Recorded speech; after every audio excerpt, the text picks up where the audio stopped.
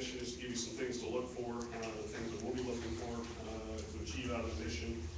First, on launch day, the commodity loading and countdown operation to launch, as Frank mentioned, it's about an 8-hour operation from the time we get our team on station through the checkout of all of the subsystems on board the rocket, and we fuel the rocket, and then enter a terminal count to launch.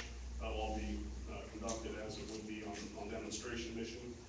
Once we leave the pad, we'll be looking at the stage 1 flyout, including the performance, the phenomenal performance of the engine core and the thrust vector control subsystems.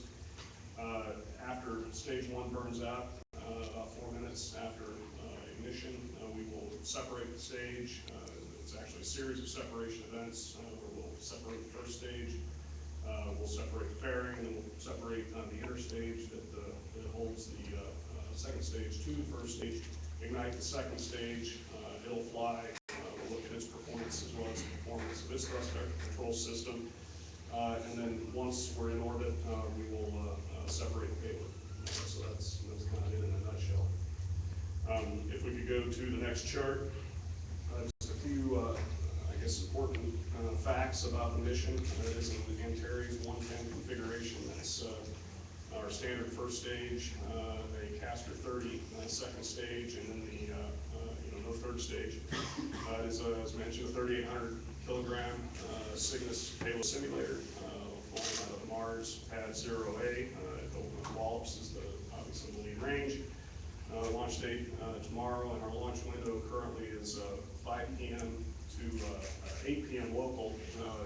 We will make a decision tonight after we get our last weather briefing on where to target. We can actually target 2 hours within that 3-hour window.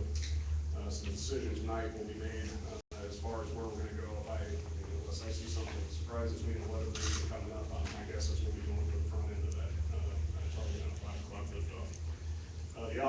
The orbit itself, a 250 by 303 kilometer orbital incline to 51.64 degrees. As you've heard previously, the time from liftoff through payload separation is about 600 seconds, or about 10 minutes. But we do execute a series of collision and contamination avoidance maneuvers once we separate the Cygnus payload simulator, and that will continue on for another 500 plus seconds.